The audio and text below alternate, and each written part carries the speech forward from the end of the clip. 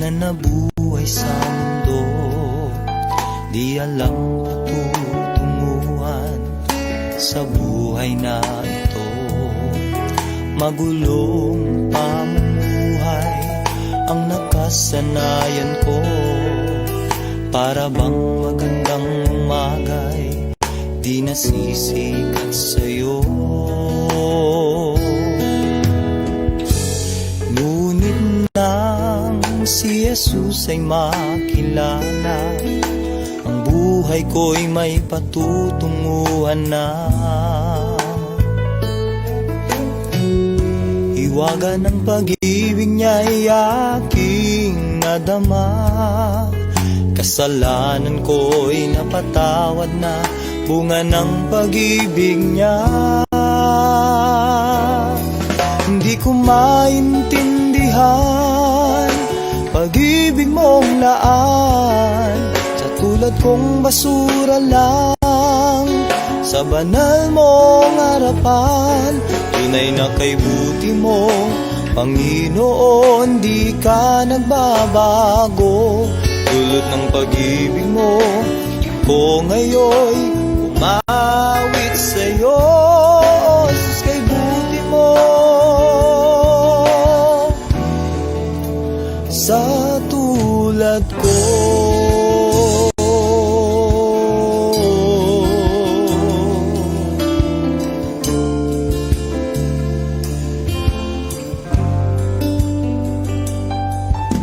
Mula nang si Kristo sa puso ko'y naghari na, bawat sikat ng umaga hatidan ng saya. Kaya kaibigan, kay Jesus lumapit ka, magulong mong pamumuhay, tiyak na babaguhin niya. Pangako niya, ika'y pagpapalain, kung sa puso mo siya'y papasukin. Kabutihan niya'y aking nadama, ang puso ko'y namamangha sa pag-ibig niyang nalang.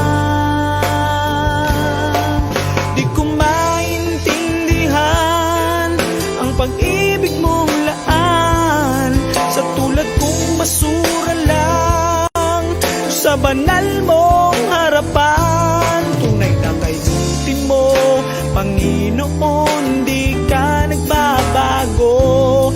Tulad ng pag-ibig mo, ako ngayon umaawit sa'yo.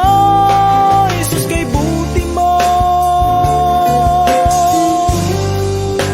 sa ko maintindihan ang pag-ibig mong laan, sa tulad kong basura lang sa banal mong harapan. Tunay na kay buti mo, Panginoon, di ka nagbabago. Tulad ng pag-ibig mo, ako ngayon umaawit sa'yo. Jesus, kay buti mo,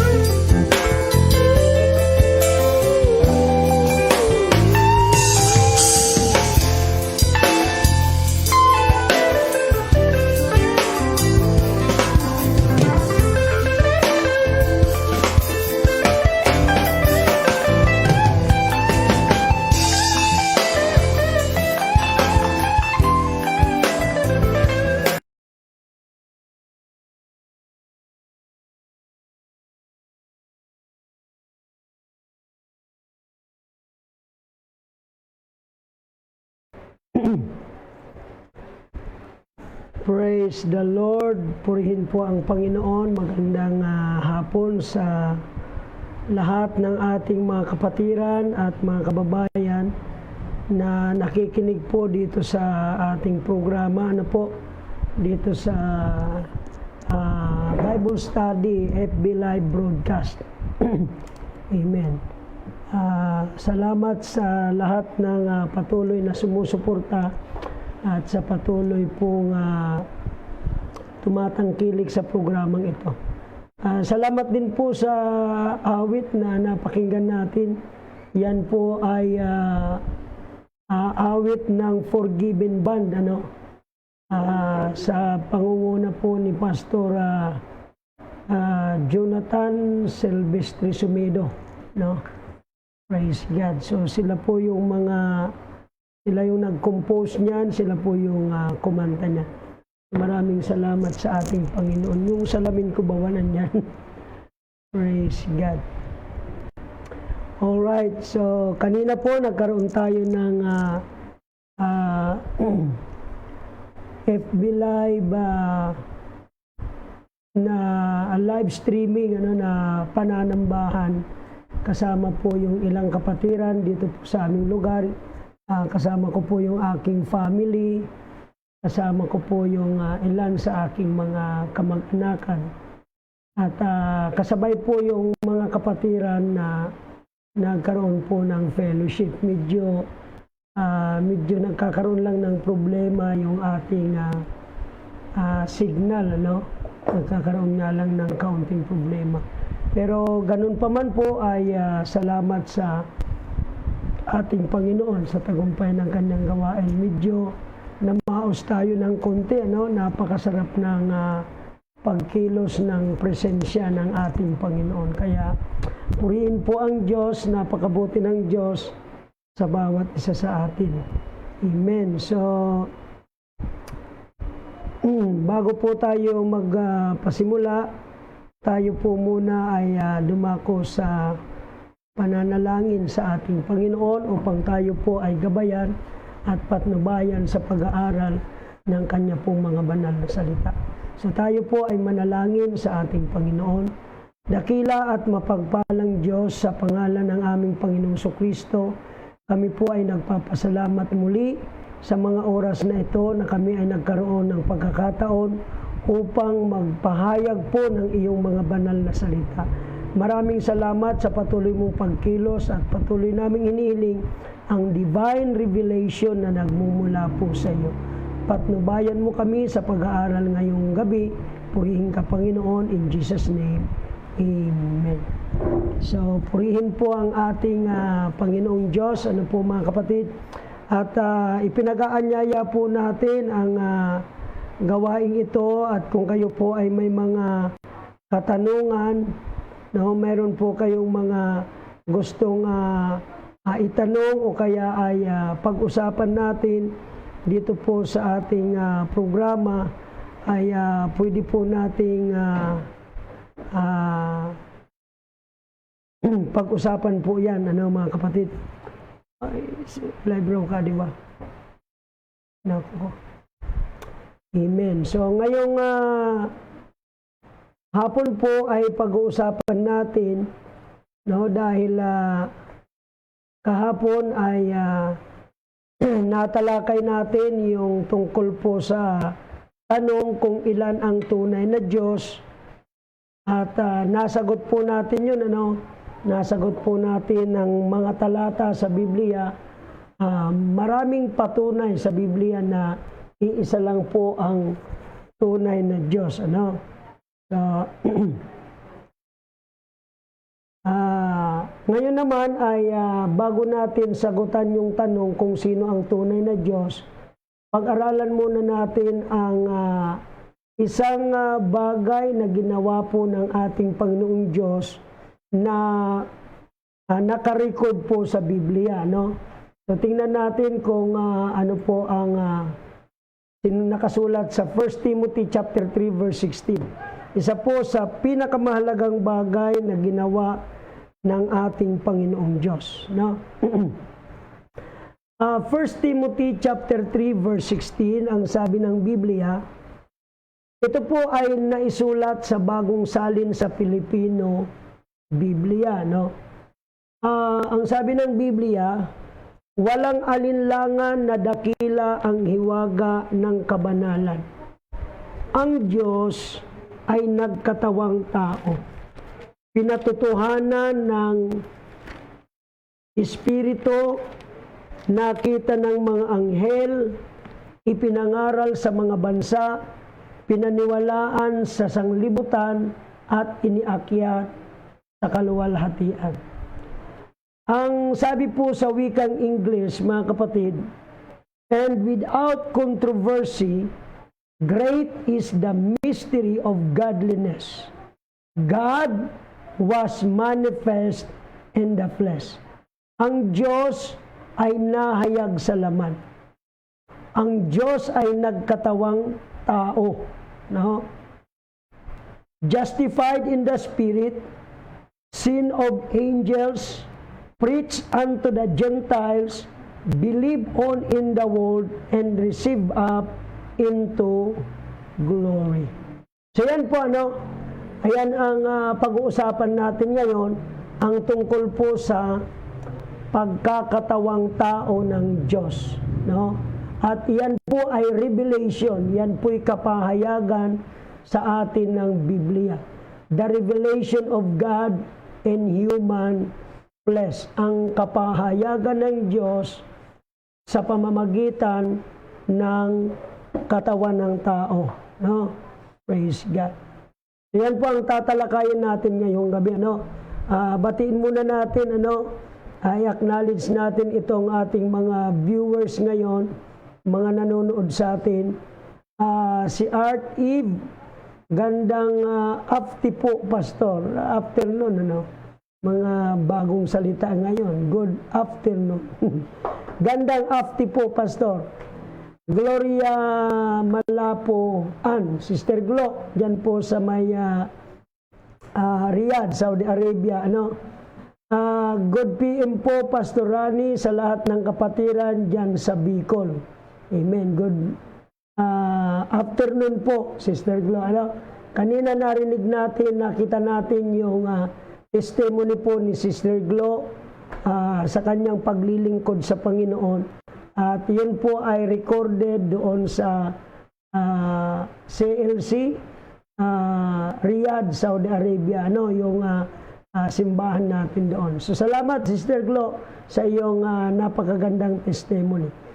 Teacher Miles, nakikinig po sa atin ngayon. Amen. Nandyan po sila sa may San Felipe, Naga City.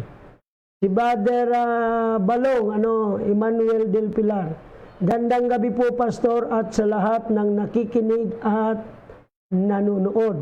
Amen. Brother Marvin Romero, praise God.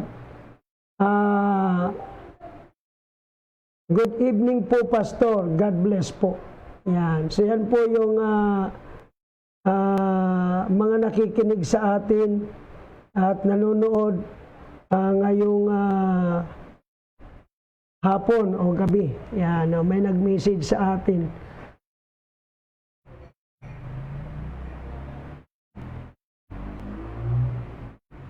Si Pastor Joshua, Joshua Sumido Silvestre, yung ating pong pastor sa Silangan Church. So magandang gabi rin kaya Pastor Joshua Sumido.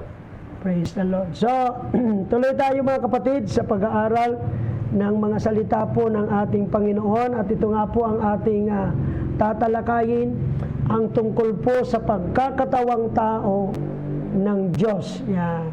Maliwanag yan, sa Biblia po mga kapatid, maliwanag po na ang Diyos ay nagkatawang tao. Diyan sa Aklat ng Juan, Kapitulo 1, talatang 1, nakasulat po ay ganito: nang pasimula, siya ang berbo, at ang berbo ay sumasa Diyos, at ang berbo ay Diyos. Ano nga po ulit ang berbo? Ang berbo ay Diyos. Sa verse 14, nakasulat po ang ganitong salita: at nagkatawang tao ang berbo, at tumahan sa gitna natin, at nakita namin ang kanyang kaluwalhatian, kaluwalhatian na gaya ng sabugtong ng Ama na puspos ng biyaya at katotohanan. So kung ang berbo po ay Diyos at ang berbo ay nagkatawang tao, maliwanag po mga kapatid na ang Diyos ay nagkatawang tao. So yan po God was manifest in the flesh, no? In the beginning was the Word, and the Word was with God, and the Word was God. And the Word was manifest in the flesh. Ang berbo o Diyos, ang Diyos ay nagkatawang tao. So kaya, meron tayong mga talata, no? Minsan may nagtanong sa akin, yan. Minsan po ay may nagtanong sa akin, Pastor, meron ba niyang nakasulat sa Biblia na nagkatawang tao ang Diyos? Wala naman anyang nakasulat sa Biblia na nagkatawang tao ang Diyos, no? Binigay ko po yung mga talata na yan, yung John chapter 1 verse 1, John chapter 1 verse 14, pati yung 1 Timothy 3:16, yan. Ibinigay natin yung talata na yan. Maliwanag po sa Biblia, ang Diyos ay nagkatawang tao. Yan 1 Timothy chapter 3 verse 16, ang Diyos ay nagkatawang tao. Yan. Alright. Tingnan natin kung ano ang sinasabi ng Biblia tungkol sa pagkakatawang tao ng Diyos. Ang pangakong pagkakatawang tao ng Diyos, ito po ay naisulat sa Genesis 3:15, nung ang tao po nagkasala at ang Diyos ay nag-pronounce sa Genesis 3:15, papag-aalitin ko ikaw at ang babae at ang iyong binhi at ang kanyang binhi. Ito ang dudurog ng iyong ulo at ikaw ang dudurog ng kanyang sakong. So ito po ay binanggit ng Panginoon matapos niyang sumpain yung una, yung ahas na siyang pinagmulan po o pinagpasimulan ng kasalanan, yung babae sinumpa din po yon, kaya nahirapang manganak ang babae at nahirapang magbuntis at manganak, at ganun din po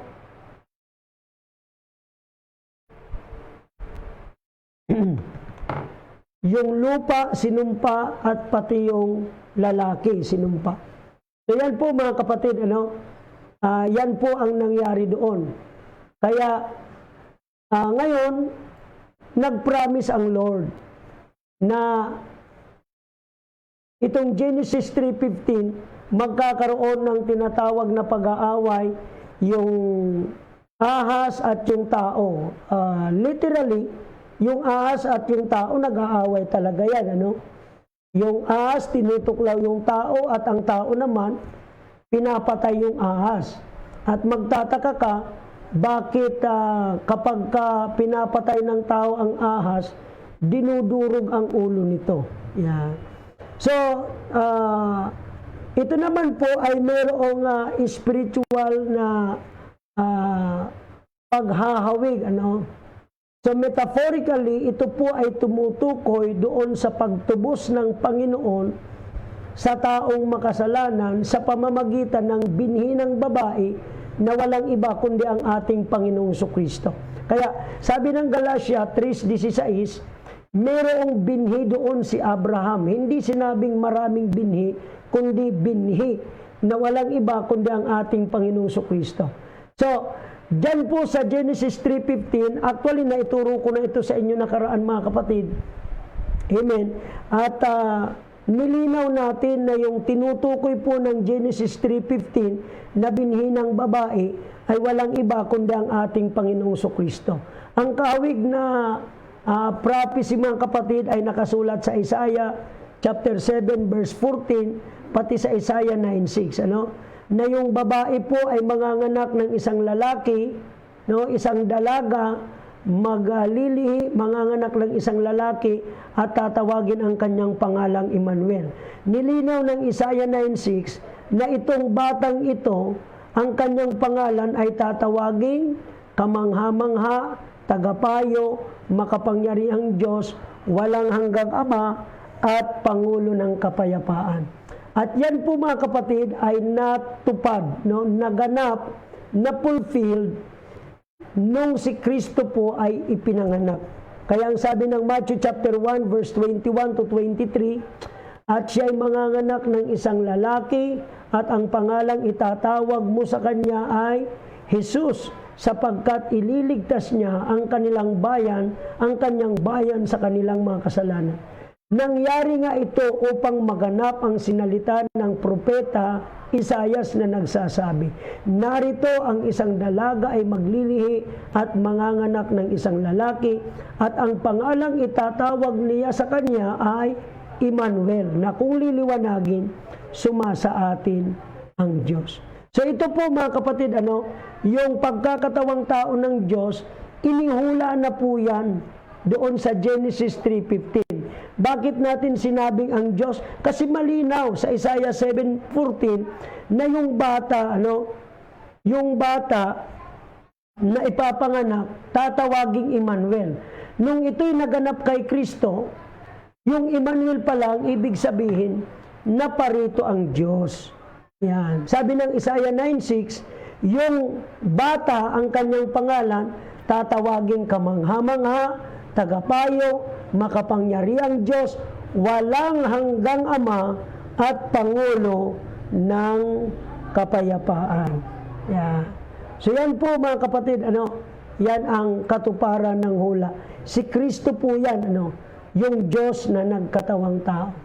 Now tingnan po ninyo, mayroong isang propesiya na nakasulat po sa Isaiah chapter 35 verse 4, na ito rin po ay na-fulfilled ng ating Panginoong Kristo. Tingnan po ninyo ang nakasulat. Inyong sabihin sa kanila na matatakuting puso, kayo'y mga pakatapang, huwag kayong mga takot, narito ang inyong Diyos ay pariritong may panghihiganti. May kagantihan ng Diyos, siya'y paririto at ililigtas kayo. So ano ang sabi? Sino raw po ang paririto? Ang inyong Diyos ay pariritong may panghihiganti. May kagantihan ng Diyos, siya'y paririto at ililigtas kayo. So sa pagparito ng Diyos, meron siyang gagawin. Siya ay maghihiganti at siya ay magliligtas. So yan po ang gagawin ng Panginoong Diyos. Maghihiganti siya at magliligtas. Yan. Amen. Naalala ko yung talata sa 2 Thessalonians chapter 1 verse 7, sa pagparito ng Panginoong Kristo kasama ang mga banal na anghel, siya po ay magbibigay ng kapahingahan sa mga taong pinighati, sa mga taong naglingkod sa Diyos na nakaranas ng kapighatian. Bibigyan daw po sila ng kapahingahan ng ating Panginoong Kristo. Amen. At maghihiganti. Kanino? Sa mga hindi nakakilala sa Diyos at sa kanila na hindi tumalima sa Ebanghelyo. So, mayroong connection yung talata na yun. Pero, ito pong talatang ito, prophecy sa Old Testament, ito po ay na-fulfilled talaga ng ating Panginoong Kristo. Kung ano ang sinasabi dyan, iyan po ay naganap, na-fulfilled sa ating Panginoong Kristo. Ulitin natin, Isaiah 35 verse 4, ang prophecy po ay ganito, inyong sabihin sa kanila na matatakuting puso, kayo'y mga pakatapang, huwag kayong mga takot, narito ang inyong Diyos ay pariritong may panghihiganti, may kagantihan ng Diyos, siya ay paririto at ililigtas kayo. Verse 5, yan. Ano ang tanda kapag ang Diyos ay naparito? Ang sabi ng Biblia, Ang sabi po sa Biblia mga kapatid, kung magkagayoy, madidilat ang mga mata ng bulag at ang mga pakinig ng bingi ay mabubuksan. Kung magkagayoy, lulukso ang pilay na parang usa at ang dila ng pipi ay aawit sapagkat sa ilang ay bubukal ang tubig at magkakailog sa ilang. So, sa pagparito po ng Diyos, no, sabi ng Biblia, paririto ang inyong Diyos. Paririto siya na may panghiganti, may kagantihan ang Diyos at siya'y paririto at ililigtas kayo. O ngayon, sa pagparito ng Diyos, ano yung mga palatandaan na totoo ngang naparito siya? Ano raw po ang mangyayari? Madidilat ang mga mata ng bulag, ang mga pakinig ng bingi ay mabubuksan, lulukso ang pilay na parang usa, ang dila ng pipi ay aawit sapagkat sa ilang ay bubukal ang tubig at magkakailog sa ilang. Now, tingnan natin kung talagang ito ay natupad kay Kristo. Amen. Sa aklat po ng Lucas, mga kapatid, Kapitulo 7, talatang 18. Si Kristo po ay gumawa ng mga milagro at himala. At ito po ay nabalitaan ni Juan. Ang sabi ng verse 18, ibinalita kay Juan ng kanyang mga alagad ang lahat ng mga bagay na ito. No, actually, before verse 18, mayroong namatay dyan sa lugar ng Nain yata yun mga kapatid. Ngayon po ay binuhay ng ating Panginoong Kristo, isang binata, no? Now, nalaman ito ni Juan dahil nung kanyang mga alagad ay pumunta sa kanya at nagbalita. Ang sabi ng mga alagad ni Juan, sa pagpapalapit ni Juan sa kanya ng dalawa sa kanyang mga alagad, ay sinugo sila sa Panginoon na nagpapasabi, ikaw ba gayaong paririto o hihintayin namin ang iba? Yan. Very familiar po yung sinabi ng Panginoon, ni Juan Bautista. Ikaw ba gayaong paririto o hihintayin namin ang iba? Ito pong salitang ito po yung sinabi doon sa Isaiah chapter 35 verse 4. Ang inyong Diyos ay pariritong may panghihiganti. May kagantihan ng Diyos, siya'y paririto at ililigtas kayo. Kaya naman si Juan, nung nabalitaan niya yung mga himalang ginawa ng Panginoon, inutusan niya yung kanyang dalawang alagad. At ang sabi niya, pumunta kayo sa Panginoon at tanungin ninyo, ikaw ba gayaong paririto o hihintayin namin ang iba? Yan. So yung dalawang alagad ay pumunta po sa Panginoong Kristo. At pagdating sa kanya ng mga ito, ay kanilang sinabi, pinaparito kami sa iyo ni Juan Bautista na ipinasasabi, ikaw ba gayaong paririto o hihintayin namin ang iba? Verse 21, ano po ang ginawa ng Panginoon? Nang oras na yaon ay nagpagaling siya ng maraming may sakit at mga pagkasalot at masasamang espiritu at kanyang pinagkaloobang mga takita ang maraming bulag. Verse 22, ito na yung sagot ni Kristo, no? Nung nagtanong yung mga alagad ni Juan Bautista, ikaw ba yung paririto o maghahantay kami ng iba? Ang ginawa ni Kristo, nagpagaling muna siya ng mga may karamdaman, ng mga sinasalot, at pinagkaloobang makakita ang mga bulag. And then saka siya nagsalita sa verse 22. Sumagot siya at sa kanila'y sinabi, magsiparoon kayo at sabihin ninyo kay Juan ang mga bagay na inyong nangakita at nangarinig. Ang mga bulag ay nangakakakita, ang mga pilay ay nagsisilakad, ang mga kitungin ay nangalilinis, ang mga bingi ay nangakakarinig, ang mga patay ay binabangon, sa mga dukha ay ipinapangaral ang mabuting balita. Mapalad ang sinumang hindi makasumpong ng anumang katitisuran sa akin.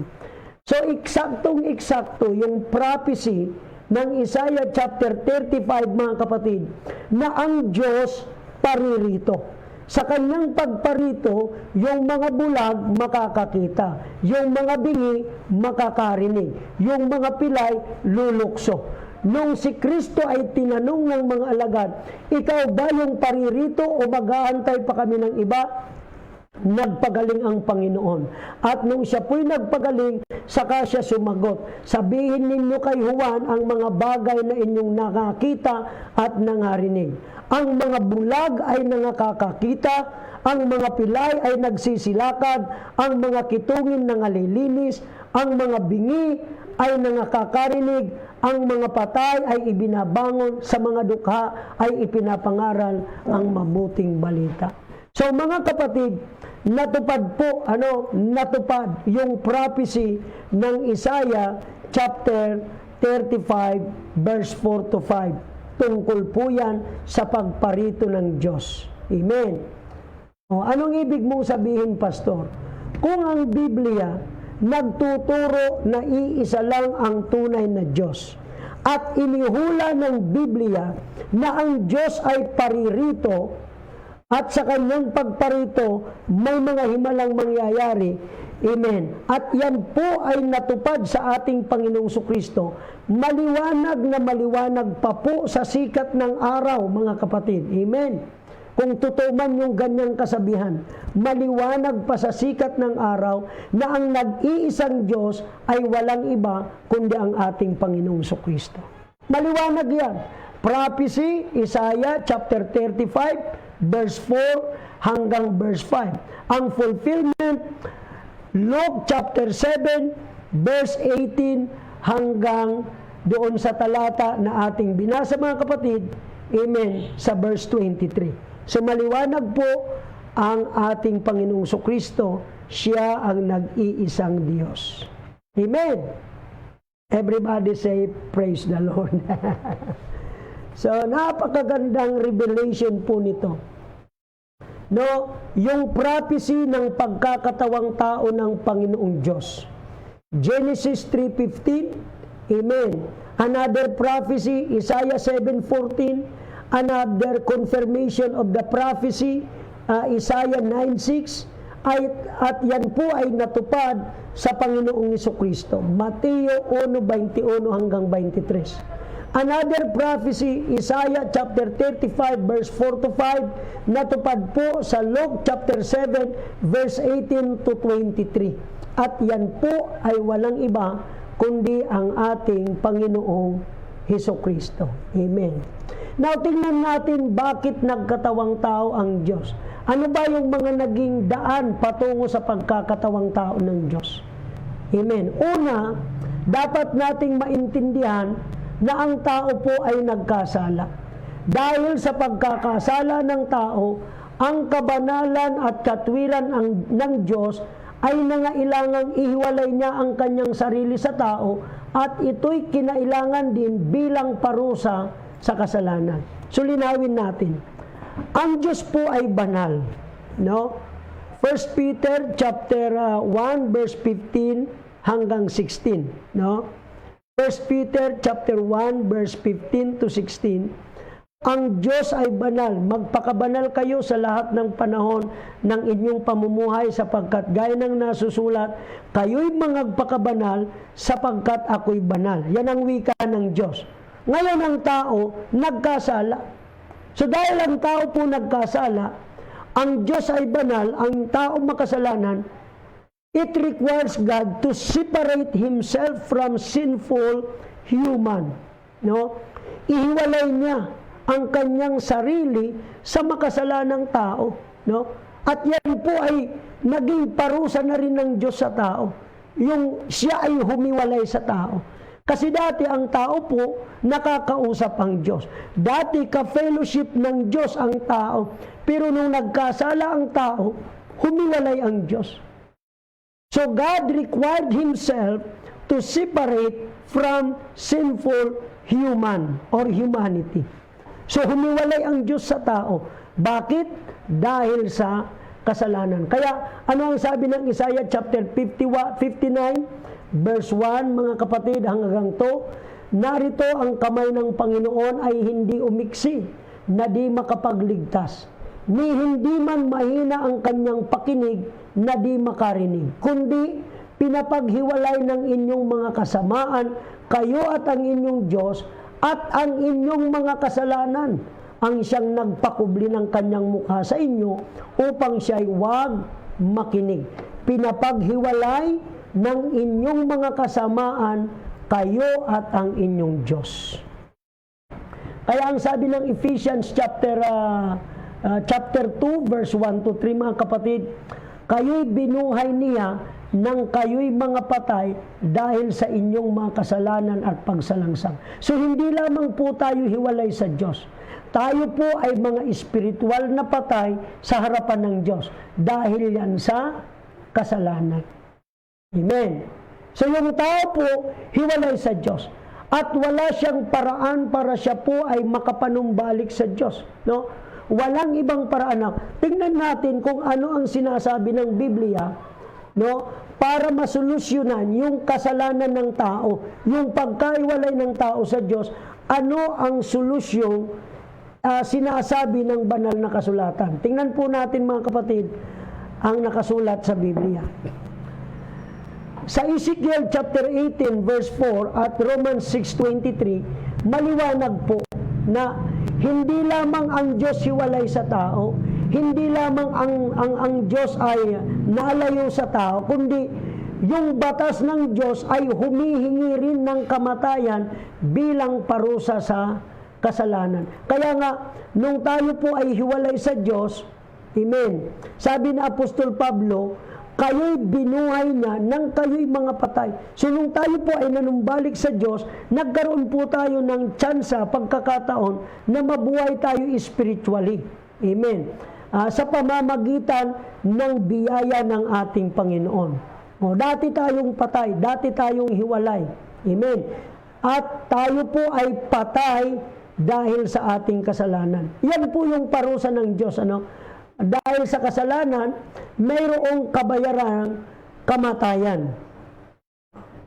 Ezekiel chapter 18 verse 4, lahat ng kaluluwa ay akin, kung paano ang kaluluwa ng Ama, gayon din ang kaluluwa ng Anak ay akin, ang kaluluwa na nagkakasala ay mamamatay. Romans 6:23, sapagkat ang kabayaran ng kasalanan ay kamatayan. Amen. Datapwat ang kaloob na walang bayad ng Diyos ay buhay na walang hanggan kay Kristo Jesus na Panginoon natin. So doon makikita mo po sa verse 23 na yung kabayaran ng kasalanan, kamatayan. Pero may regalo ang Diyos. Buhay na walang hanggan sa pamamagitan ng Panginoong Kristo. So yan po yung ilan sa mga katotohanan, mga naging dahilan bakit ang Panginoong Diyos nagkatawang tao. Una, ang tao po nagkasala at nahiwalay sa Diyos. Pangalawa, ang kabayaran ng kasalanan ay kamatayan. Okay. Pangatlo, tingnan natin kung ano ang nakasulat sa Biblia. Ang tanging paraan upang mabayaran at matubos ang kasalanan ng tao ay sa pamamagitan ng pagbubuhos ng dugo o ang pagbibigay ng buhay. Kasi po ang buhay ay nasa dugo, no? Kaya nga ang dugo bawal pong kainin yan, dahil yung buhay ng laman nasa dugo. At ang purpose ng dugo hindi po para maging pagkain, kundi pantubos ng ating kaluluwa, no? Kaya sa lahat, sabi ng Diyos, yung hayop pwede niyong kakainin, iluto niyo, kainin ninyo, pwede. Pero yung dugo, wag ninyong kakainin, itatapon ninyo, ibubuhos ninyo, tatabunan ninyo. Sa Old Testament hanggang sa New Testament, ang dugo po ay mahigpit na ipinagbabawal ng Diyos. Wag na wag ninyong kakainin yan. Bakit? Levitico chapter 17 verse 11, ang buhay ng laman ay nasa dugo at aking ibinibigay sa inyo sa ibabaw ng dambana upang itubos sa inyong kaluluwa, sapagkat ang dugo ay siyang tumutubos dahil sa buhay. Amen. Hebreo 9:22, ayon sa kautusan, ay halos masasabi kong lahat ng mga bagay ay nililinis ng dugo, at maliban na sa pagkabuhos ng dugo ay walang kapatawaran. So mga kapatid, ito po yung dahilan bakit ang Diyos ay nagkatawang tao. Amen. Una, ang tao po nagkasala, nahiwalay sa Diyos. Pangalawa, ang kabayaran ng kasalanan ay kamatayan. Pangatlo, kailangan ng malinis na dugo na ihahandog para matubos ang tao sa kasalanan. At ang tanging paraan para matubos tayo sa pamamagitan ng dugo. Sabi ng Hebreo 9:22, kung walang pagkabuhos ng dugo, ay walang kapatawaran. Amen. Praise the Lord. So tingnan po natin, dahil walang ordinaryong tao ang maaaring tumubos sa kasalanan ng sangkatauhan, ang Diyos po mismo ang nagkatawang tao sa katauhan ni Kristo Jesus para maisakatuparan ang layuning ito. Bakit walang ordinaryong tao ang pwedeng magbuhos ng kanyang dugo para sa ating kasalanan? Kasi lahat nga po nagkasala. Kailangan may malinis na dugo na ihahandog para sa ating kasalanan. No? So dahil walang pwedeng tumubos sa ating kasalanan. No? Walang taong kwalipikado na tutubos sa ating kasalanan dahil lahat ay kailangang magbayad sa kanilang kasalanan. Sino ngayon ang pupwede na tumubos sa atin? Yan na po ang nangyari. Nagkatawang tao ang Diyos. O sabihin ng iba, ay hindi, ang nagkatawang tao yung Diyos anak. Yung Diyos Ama hindi. O di dalawa na ang Diyos pala. Hindi po pwede yun. No? Pinag-aralan natin kahapon, iisa lang ang tunay na Diyos. O. Ngayon, huwag kayong malito kung sinabi ng Biblia, ang Diyos nagkatawang tao. Porque nagkatawang tao ang Diyos, iba na yung nagkatawang tao. Huwag magbago yung ating paniniwala, iisa lang ang tunay na Diyos. Kung ang Diyos nagkatawang tao, maliwanag, yung nag-iisang Diyos yun. Sasabihin ng iba, saan naman ang nabasa sa Biblia na ang Ama ang nagkatawang tao? Bakit ilan ba yung Diyos na Ama? O di ba tinuro ko na rin yan sa inyo? Meron lang tayong isang Diyos na Ama, Malakias 2:10, Efeso 4:6, Juan 8:44 hanggang 47. Iisa lang ang Diyos na Ama. Kung mayroon mang ibang ama, ito po yung ama ng kasinungalingan, si Satanas. Wala nang ibang ama. Kaya, nung nagkatawang tao ang Diyos, maliwanag sa Biblia na ang nagkatawang tao, yung nag-iisang Diyos. Kaya, dahil hindi magawa ng tao ang manumbalik sa Diyos, dahil hindi magawa ng taong tubusin ang kapwa niya tao, mga kapatid ko, ang Diyos mismo ang nagkatawang tao. Para ano? Para ganapin o isakatuparan ang plano o pangako na tubusin tayo sa ating kasalanan. Now, tingnan natin mga kapatid kung ano ang sinasabi ng Biblia. Ito po yung matibay na pruweba, na ang nagkatawang tao ay yung nag-iisang Diyos. Ang Ama, siya yung nagkatawang tao. Isaiah 9:6, yung bata yung ipinanganak na bata, ang kanyang pangalan ay tatawaging walang hanggang Ama. Ano ang ginawa ng Diyos? Nakidaan sa tiyan ni Maria. Di ba kayo nagtaka si Maria? Hindi naman sila nagsasama pa ni Jose, biglang nagbuntis. Bakit? Dahil sa kapangyarihan ng Diyos. Gustong magkatawan ng tao ng Diyos para tubusin ang tao sa kasalanan. Siya yung gumawa ng batas para mag-exist ka sa mundo, kailangang ipanganak ka ng isang babae para maging tao ka, except si Adan at si Eva. Sila lang yung tao, mga kapatid, na hindi dumaan sa proseso ng kapanganakan, pisikal.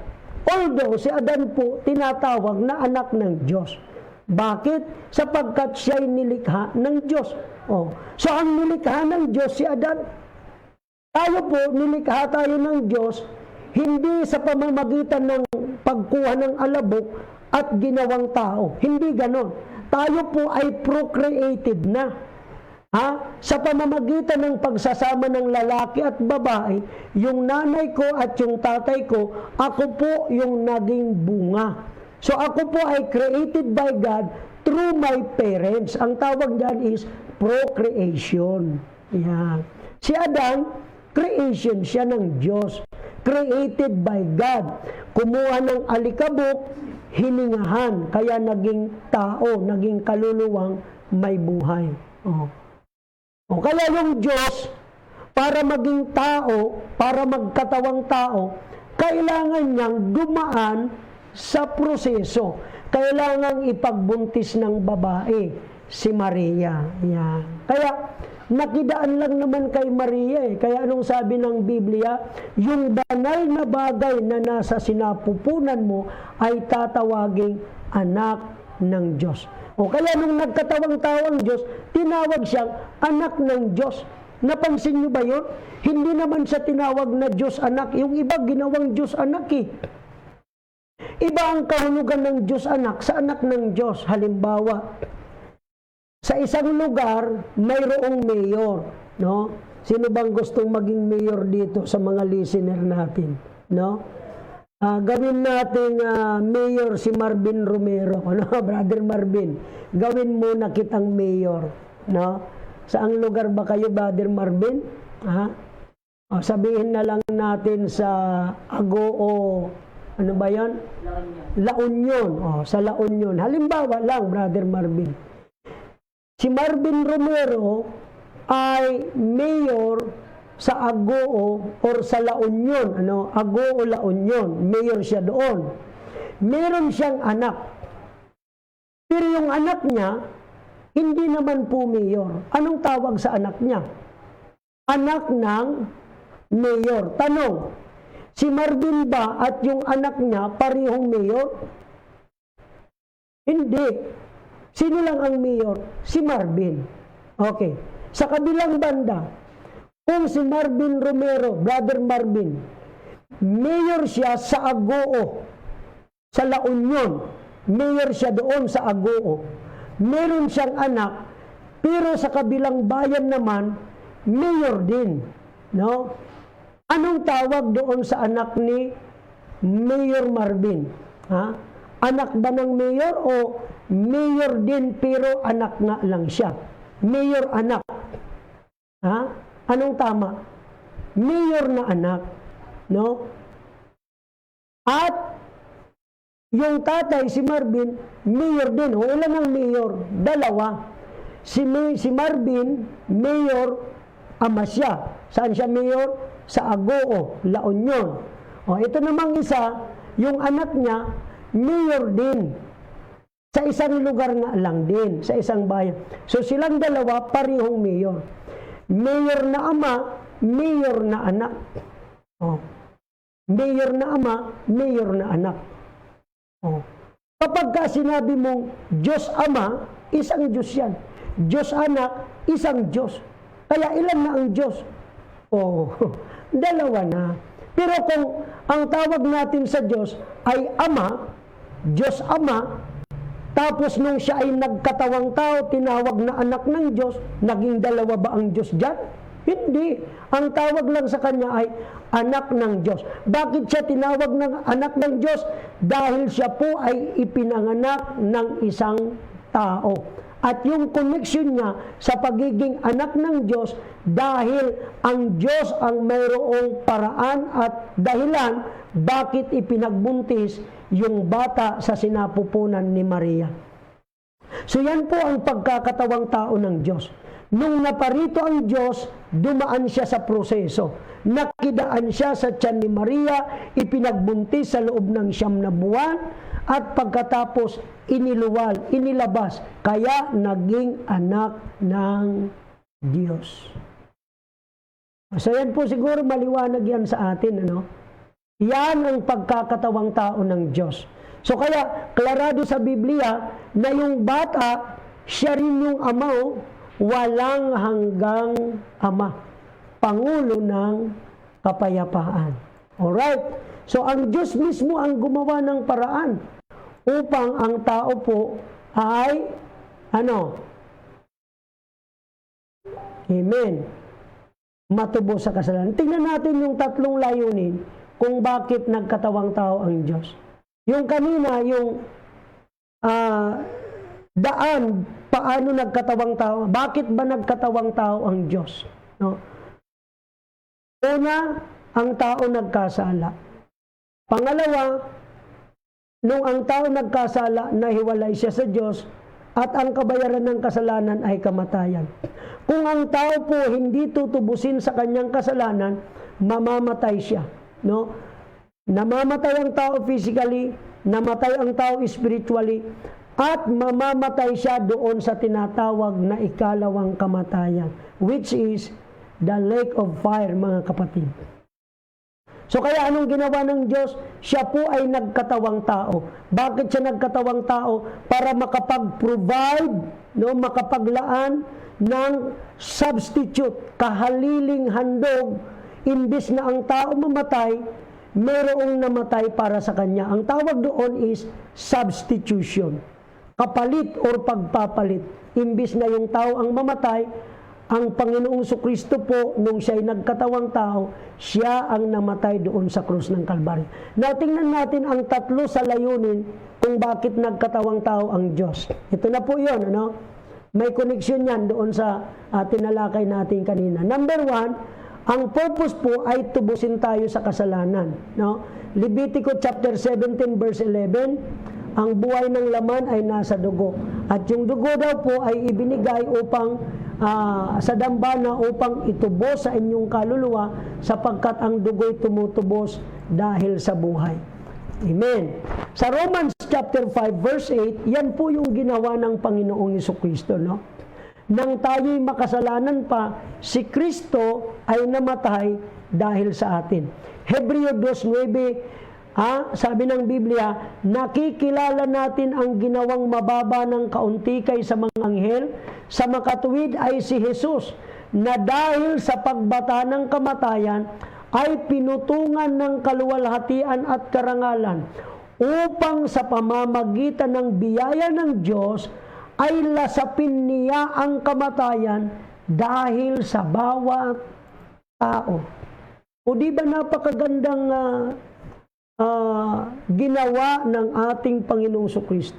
Kaya siya nagkatawang tao upang magbata ng kamatayan. At sa pamamagitan ng pagbata ng kamatayan, amen, nagkaroon siya ngayon ng utong ng kaluwalhatian at karangalan upang sa pamamagitan ng biyaya ng Diyos. Kita mo, ito yung grace of God. Ito yung grace of God. Biyaya ng Diyos. Sa halip na tayo ay mamatay, sa halip na magdanas tayo ng kapahamakan sa ating kasalanan, may ginawa ang Diyos. Naparito siya, nagkatawang tao siya, upang lasapin ang kamatayan dahil sa iyo at dahil sa akin. Upang lasapin niya ang kamatayan dahil sa bawat tao. Amen, mga kapatid. Amen. Kapag nababasa ko po ang talatang ito, mga kapatid, hindi mapigilan ang emosyon natin, amen, na maapektuhan. Magpasalamat tayo sa Diyos, mga kapatid. Dahil sa ginawa ng Diyos, tayo po ay nagkaroon ng kapatawaran sa ating kasalanan at pag-asa sa buhay na walang hanggan. Sipin mo yung walang kasalanan, namatay para sa iyo at para sa akin. Amen. Praise God. So purihin po ang ating Panginoong Diyos. Pangalawang dahilan, bakit naparito nagkatawang tao ang ating Panginoong Jesucristo? Hebreo 2:14. Dahil sa mga anak ay may mga bahagi sa laman at dugo, siya na may gayon ding nakabahagi sa mga ito. Kita mo? Dahil sa mga anak ay may mga bahagi sa laman at dugo, siya, referring to God, na nagkatawang tao, siya na may gayon ding nakabahagi sa mga ito, upang sa pamamagitan ng kamatayan ay kanyang malipol yaong may paghahari sa kamatayan, sa makatuwid ay ang dyablo. Yan. Iyan ang isa sa pinakamatinding dahilan bakit naparito nagkatawang tao ang Diyos.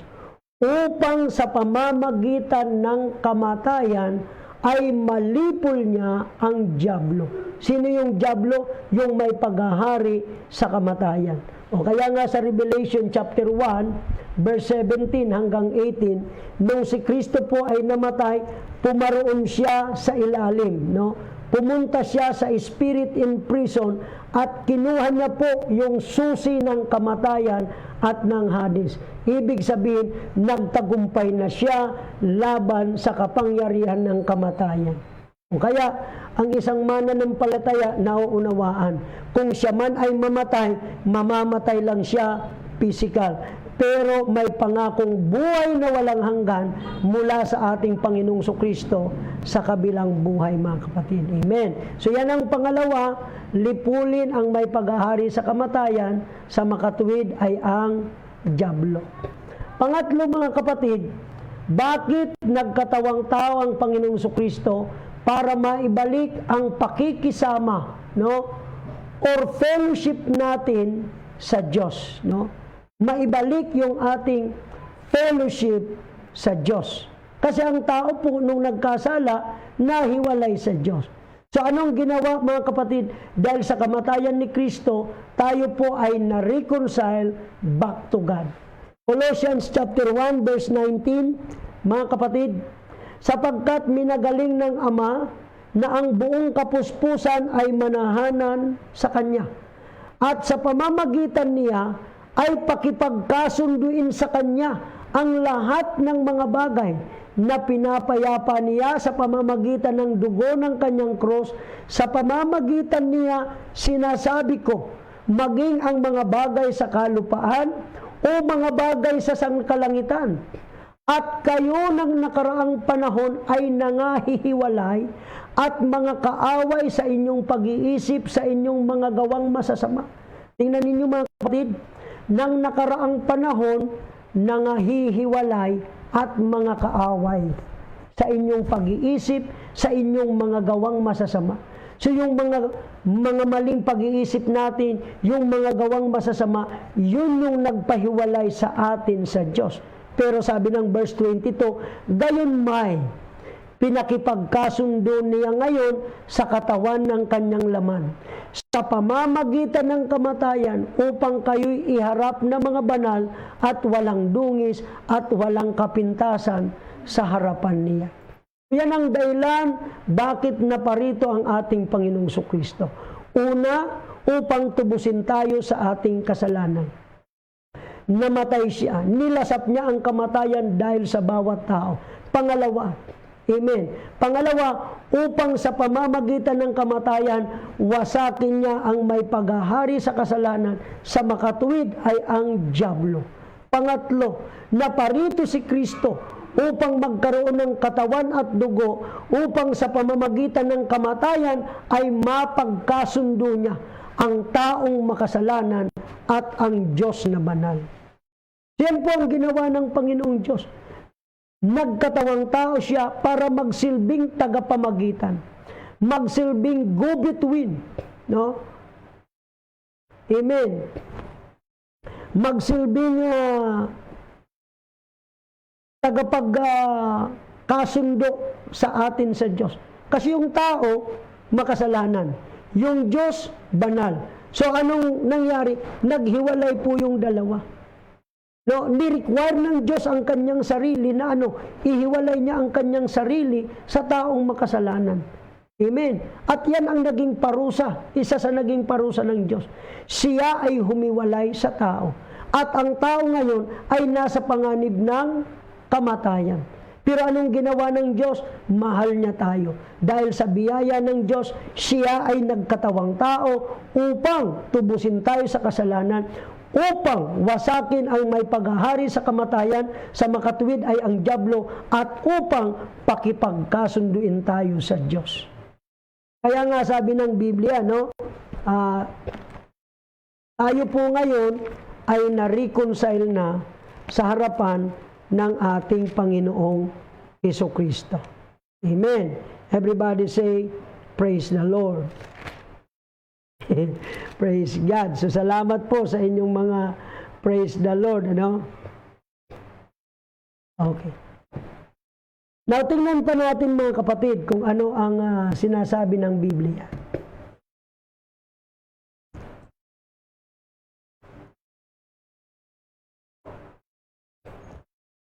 Ito po gusto kong bigyan kayo ng idea tungkol dito. Yung palatuntunan ng paghahandog ng Old Testament. Ito po, no? Kung nakikita po ninyo yan, ito po yung tinatawag na tabernacle, no? Tabernakulo. Ito pong nakikita nyo na parang may punit na yan. Actually, sa original, tinanggal lang yan para makita natin kung ano yung nasa loob. No? So sa tabernacle, mayroon tayong tinatawag itong una, brazen altar, pangalawa, brazen laver o tansong hugasan, at dito sa tabernacle proper, yung tabernakulo na mayroong bubong. Nandyan sa loob niyan, may dalawang section. Itong first section, ang tawag dyan ay holy place. Ang second section ay Holy of Holies. Sa holy place, or dakong banal, nandyan yung tatlong furniture, yung altar of incense, yung golden candlestick, at saka yung table of showbread. At doon naman sa most holy place, nandoon po yung Ark of the Covenant. Sa Old Testament po, para tratuhin yung kasalanan mo, kumbaga, pag ikaw ay nagkasala, di ba ang sabi ng Biblia, ang kabayaran ng kasalanan ay kamatayan. Ngayon sa Old Testament, imbis na ikaw ang mamatay, ang ginagawa po nila, kumukuha sila ng substitute, kahalili. No? Kaya, meron silang ginagawang paghahandog. No? Halimbawa, depende sa kategory mo. Kung mayaman ka, pwede kang maghandog ng kambing or tupa. Kung medyo hindi ka gaanong mayaman, pwedeng kalapati, pwedeng yung bato-bato, yan ang sinasabi ng Biblia.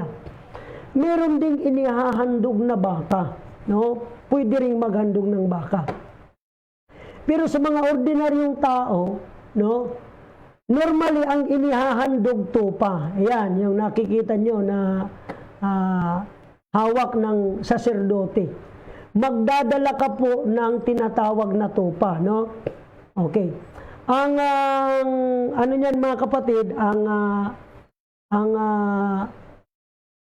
tawag nito, yung detalye niyan ay naandyan po sa Levitico, no? Levitico chapter 6, no? Basta nandyan po yan sa Levitico. Kunikwento ko na lang sa inyo, masyadong mahaba, no? So kapag ikaw ay nagkasala, ang gagawin mo, magdadala ka ng tupa or kambing or ibon, kalapati, depende sa category ng buhay mo, no, ng estado mo sa buhay. So magdadala ka. Ngayon, ang gagawin, ibibigay mo yan doon sa saserdote. Ang gagawin po, ipapatong mo ang iyong kamay doon sa handog, no? Ililihans mo siya. And then yung saserdote, gigilitan po yun, yung handog na yun. Papatayin yun, kukunin yung dugo. At yung dugo, ibubuhos doon sa brazen altar, sa tabi, no? Sa tabi, ibinubuhos yan. At sa isang taon, minsan yung high priest naman, sa Day of Atonement, baka po ang ihahandog. Pinapatay yun, kinukuha yung dugo, at yung dugo, dinadala doon sa Holy of Holies. At doon sa tinatawag na Ark of the Covenant, doon siya magwiwisik ng dugo. Once a year lang po yun, para tubusin ang kasalanan ng Israel, buong bayan ng Israel. Pero yung isang tao, para mapatawad yung kanyang kasalanan, matabunan, kumbaga, makover yung kanyang kasalanan, magdadala siya ng tupa, o kaya ng kambing, o kaya ng kalapati, or ibon. Ito po ay ihahandog, papatayin, kapalit ng tao. Yan. So, halimbawa ako, imbis na ako ang mamatay dahil nagkasala, magdadala ako ng handog. At yung handog na yun ay papatayin, kapalit ko, substitute. Kasi ang kabayaran ng kasalanan ay kamatayan. So, ito pong paghahandog nilang ito, ginagawa nila ito. Yung mga tao, araw-araw may naghahandog. Yung high priest, every year, mayroong paghahandog na ginagawa para sa kasalanan ng buong bayang Israel. Kaya lang po ganito, yung paghahandog po nila, actually, natatabunan lang yung kasalanan. Hindi talaga ito nakapaglilinis. Kasi po yung ginagawa nila ay anino lang ng tunay na paghahandog ng Panginoong Jesucristo.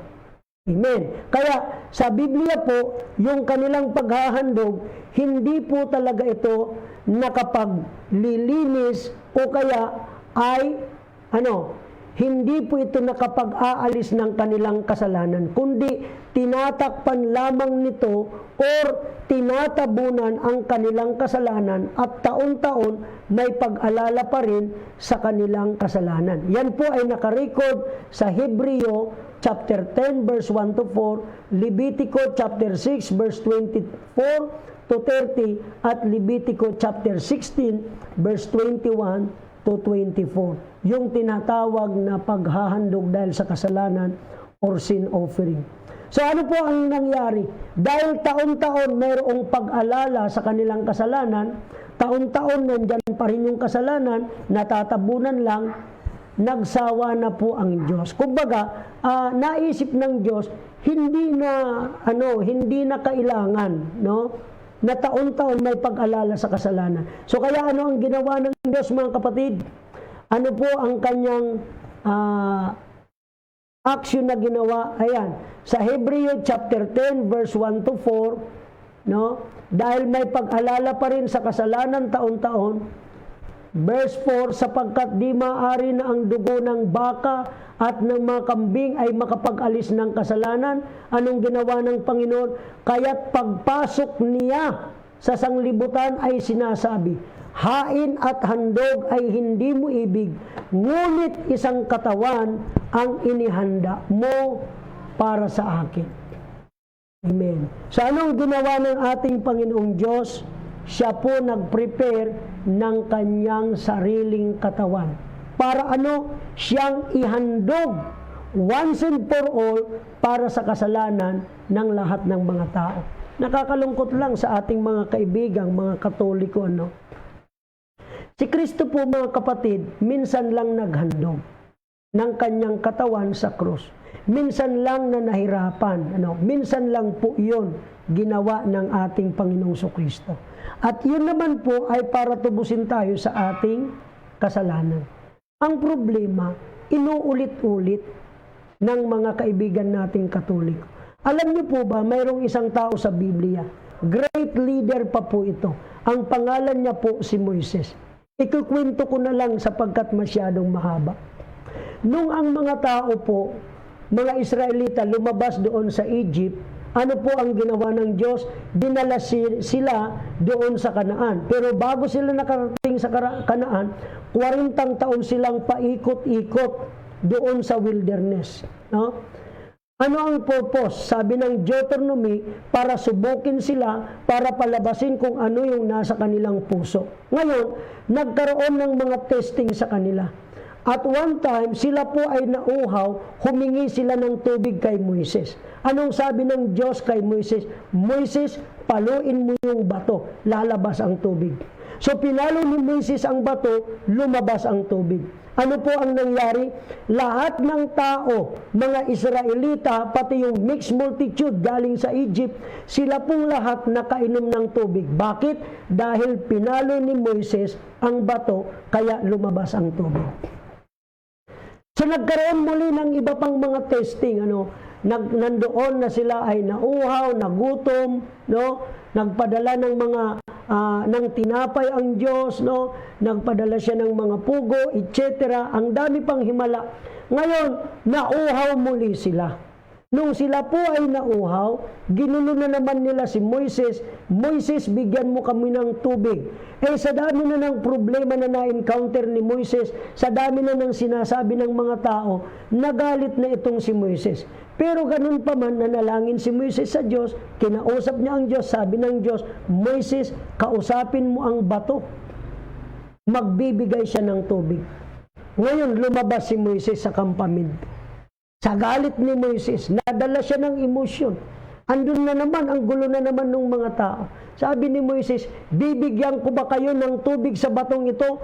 Pinalo na ngayon yung bato.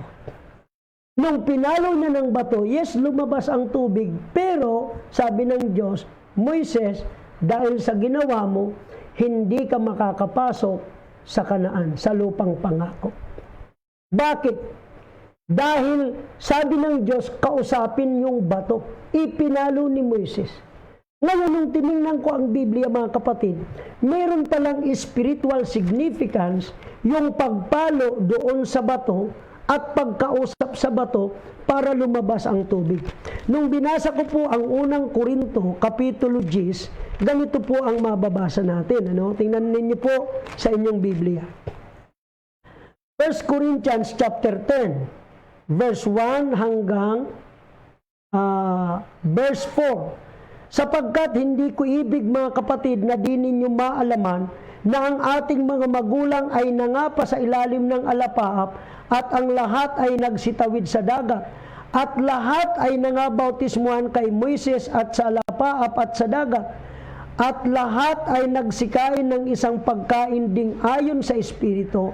At lahat ay nagsiinom ng isang inumin ding ayon sa Espiritu, sapagkat nagsiinom sa batong ayon sa Espiritu na sumusunod sa kanila. At ang batong yaon ay si Kristo. So yung bato na yun ay si Kristo. Ano ang ibig sabihin? Si Kristo po, isang bisis lang dapat paluin. Isang bisis lang dapat maghirap, mga kapatid. Isang bisis lang po ang ating Panginoong Jesucristo. Ang pangalawa, kakausapin mo na lang. Kaya nga sa Biblia, kapag ikaw ay gumagawa ng kasalanang sinasadya, amen, wala nang haing natitira pa. Wala nang Kristong ihahandog pa sa cross upang mamatay para sa iyo.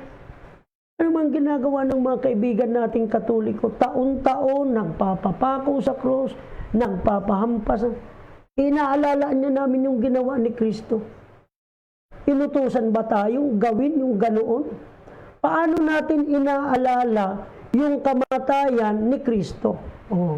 Yan po yung dapat nating maintindihan.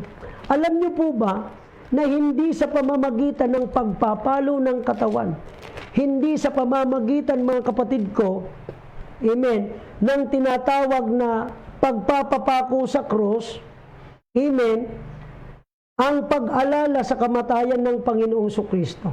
Kailan inaalala ang kamatayan ng Panginoong Jesucristo? Sa panahon na tayo po ay kumain ng tinapay at uminom ng laman ng saro na simbolo ng katawan at dugo ng ating Panginoong Jesucristo. Yan. So siguro po, tatalakayin natin yan, yung tungkol sa tinatawag na communion o pagpartake sa tinapay. Yung pagkain ng tinapay. Sa Catholic, ginagawa nila, pag kinain mo raw yung tinapay, nagiging aktual na dugo na katawan ni Kristo. Pag ininom mo raw yung laman ng saro, nagiging actual body of Christ. Hindi po totoo yun. Spiritual po yun. Yung katawan ni Kristo, kaya mayroong tinapay, pag kinain mo yan, sumisimbolo, hindi po literal, sumisimbolo sa katawan ni Kristo na na nasugatan dahil sa ating karamdaman. Yung laman ng saro, pag ininom mo, sumisimbolo sa dugo ni Kristo na nagpatawad sa ating kasalanan. Hindi po nagiging actual. Kakainin mo yung actual body of Christ, iinumin mo yung actual na dugo ni Kristo, hindi po iyon. Symbolic po yun, mga kapatid. Amen? So yan po, kaya sa Old Testament, meron silang paghahandog, pero yung paghahandog nila hindi sapat para tayo po ay mapatawad sa ating mga kasalanan. Kaya anong ginawa ng Panginoon? Naghanda siya ng kanyang katawan upang ihandog doon sa cross once and for all. Minsan lang, mga kapatid, para tayo po ay matubos sa ating kasalanan. So ang dugo ng hayop ay hindi sapat na kahaliling alay sa tao, sapagkat ang tao ay higit na dakila kaysa hayop dahil siya po ay nilalang ayon sa spiritual, intelektual at moral na larawan ng Diyos.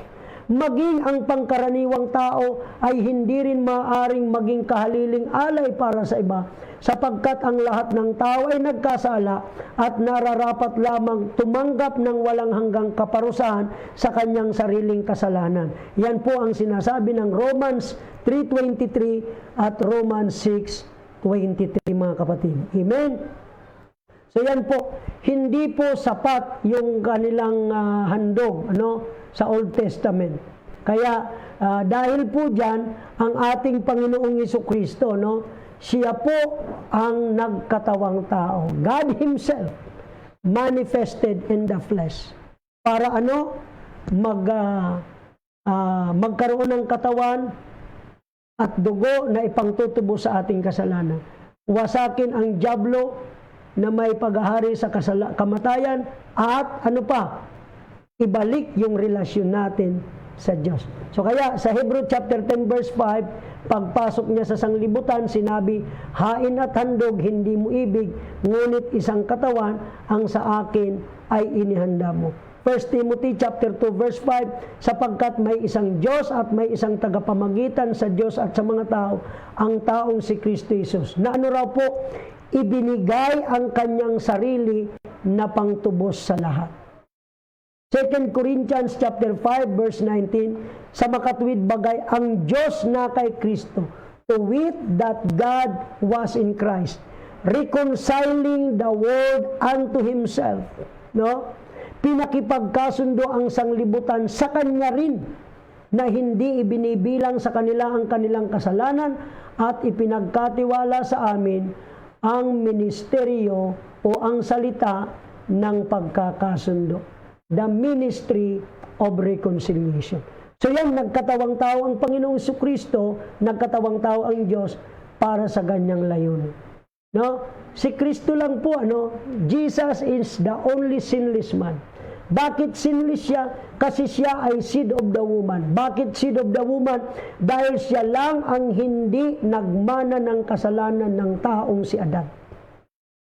Siya lang, kaya tinawag siyang seed of the woman. Linawin natin, si Kristo po, kung bakit hindi siya nagmana ng kasalanan, sapagkat ipinagbuntis siya ni Maria sa kapangyarihan ng Diyos. Wala pong dugo mula kay Jose ang nananalaytay sa katawan ni Kristo. Amen. Kaya yung dugo ng Panginoong Jesucristo ay banal na dugo. In fact, ang tawag niyan ay dugo ng Diyos. O yung Diyos nagkaroon na ng dugo. Kailan yun? Nung siya ay nagkatawang tao. Meron bang talata sa Biblia, Pastor, na ang Diyos nagkaroon ng dugo? Meron. Basahin natin, sa Gawa 20:28. Gawa 20:28. Ang sabi ng Biblia, ingatan ninyo ang inyong sarili at ang buong kawan, na sa kanila'y ginawa kayo ng Espiritu Santo na mga obispo upang pakanin ninyo ang iglesia ng Panginoon na binili niya ng kanyang sariling dugo. Iglesia ng Panginoon. Alam niyo po sa wikang English, ganito po ang pagkakasulat. Take heed therefore unto yourselves and to all the flock over the which the Holy Ghost hath made you overseer, to feed the church of God, which He hath purchased with His own blood. To feed the church of God. Ang sabi po dyan ay church of God. To feed the church of God, which He hath purchased with His own blood. Kailan nagkaroon ng dugo ang Diyos? Nung siya po ay nagkatawang tao. Kaya yung dugo na yan, malinis na dugo na ipinantubos sa ating kaluluwa. Kaya maging yung unbeliever na si Caiaphas, si Caiaphas, nagkaroon din siya ng prophecy. Ginamit din siya ng Diyos. Pwede rin namang gamitin ng Diyos. Yung taong ganyan para ipaabot sa atin ang mensahe ng Diyos. John chapter 11 verse 49, si Kristo lang po, ulitin ko po, Jesus is the only sinless man who became our substitute, who paid the price for our sin. John 11:49, ngunit isa sa kanila na si Caiphas, na dakilang saserdote ng taong yaon, ay nagsabi sa kanila, kayo'y walang nalalaman na anuman, ni inyong niwawari na sa inyo'y nararapat na ang isang tao ay mamatay dahil sa bayan at hindi ang buong bansa ay mapahamak. Ito nga'y sinabi niya na hindi sa kanyang sarili kundi palibhasa ay dakilang saserdote ng taong yaon, ay hinulaan niya na si Jesus ay dapat mamatay dahil sa bansa. Oh. Si Jesus dapat mamatay dahil sa bansa, mga kapatid. Amen. 2 Corinthians chapter 5 verse 21, yaong hindi nakakilala ng kasalanan ay kanyang inaring maisala dahil sa atin, upang tayo'y maging sa kanya'y katwiran ng Diyos. Ito po yung tinatawag na permanent. Ito po yung once and for all na paghahandog ng Panginoong Kristo. No? Once and for all, tinubos niya tayo. Kaya kung babasahin niyo po ang aklat ng Hebreo chapter 8, mga kaibigan at mga kapatid, kung babasahin po ninyo yan, diyan po ninyo makikita. Yung ipinakita ko sa inyo kanina, amen, balikan nga natin yung, ano na yon, ipapakita ko lang sa inyo mga kapatid, yung ginagawa ng Israel. Yung high priest po, minsan sa isang taon, pumapasok yan dito sa, yan, diyan po mga kapatid, diyan siya tinatawag na Holy of Holies. Once a year po yan. Para tubusin ang Israel, ang buong Israel sa kanilang kasalanan. Anong ginawa ng Panginoong Kristo? Isang beses lang. Minsan niyang ginawa. Siya po ay pumasok doon sa totoong tabernakulo sa langit. No? Basahin nyo na lang po yan sa chapter 8. Masyadong mahaba po yan, mga kapatid. Pero si Kristo po, minsan po siyang pumasok doon sa doon sa tabernakulo, totoong tabernakulo doon sa langit, upang upang tubusin tayo sa ating mga kasalanan. Amen. Praise God. Okay.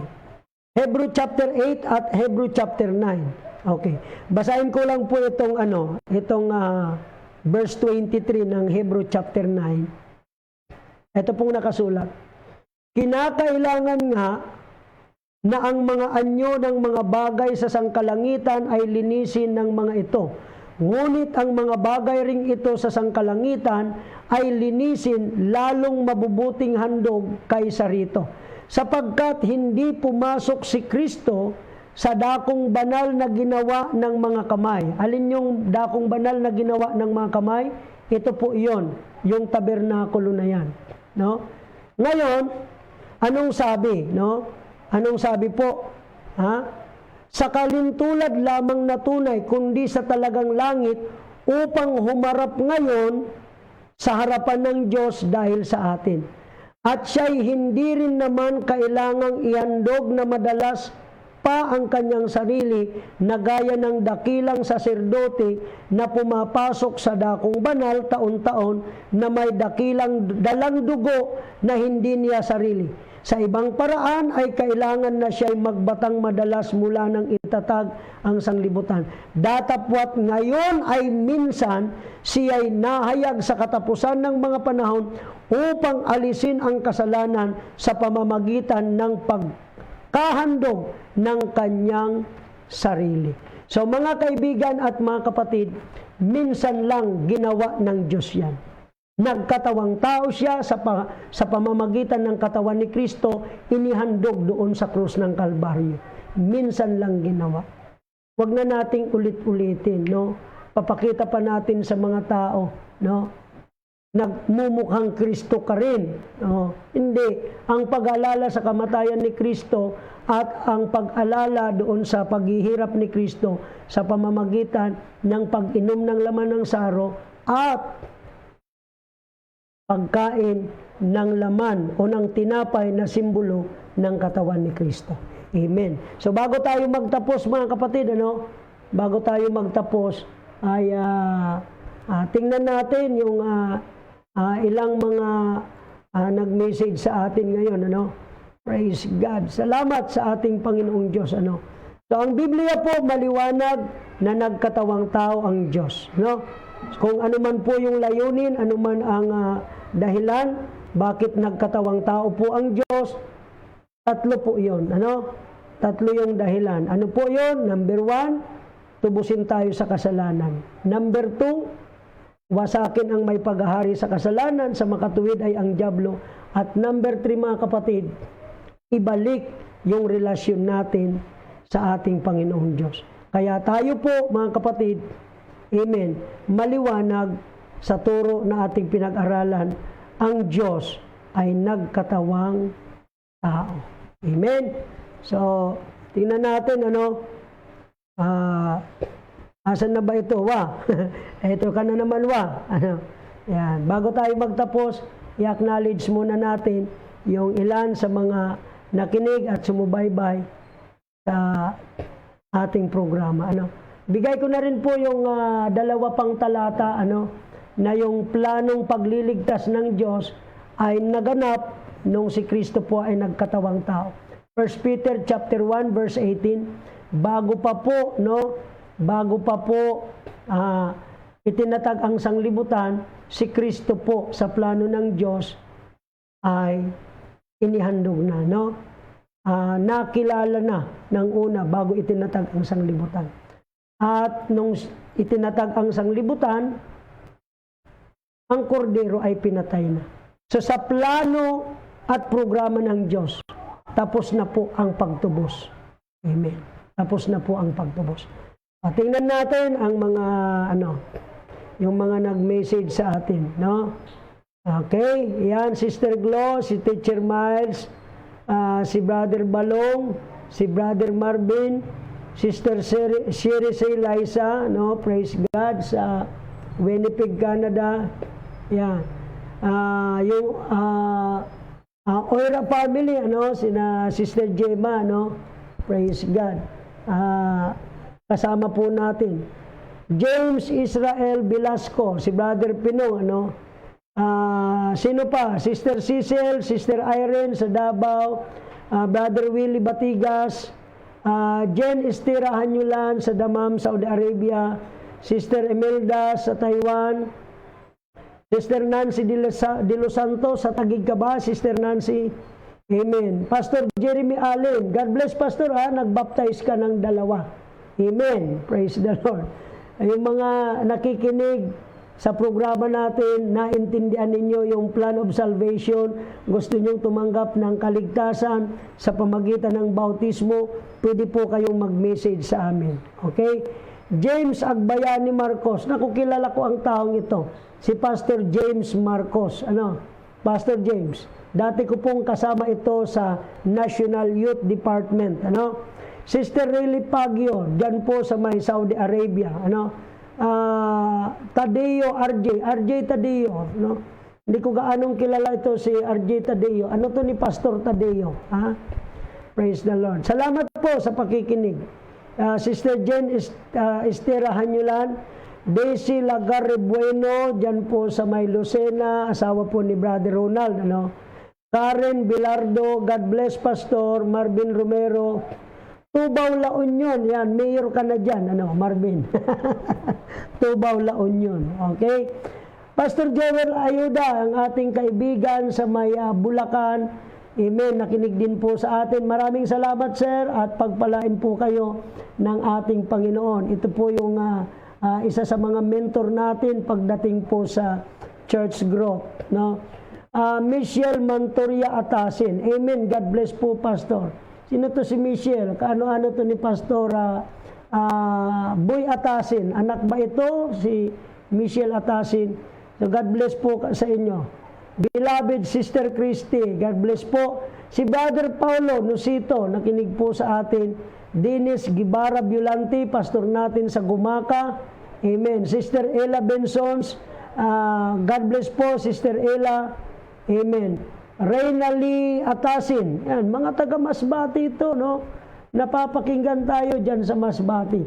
Maraming salamat, God bless sa mga kaibigan, mga kapwa natin manggagawa dyan sa Masbate. No? Kina Pastor Boy Atasin, amen, sa kanyang asawa, Atasin family, kina Gian.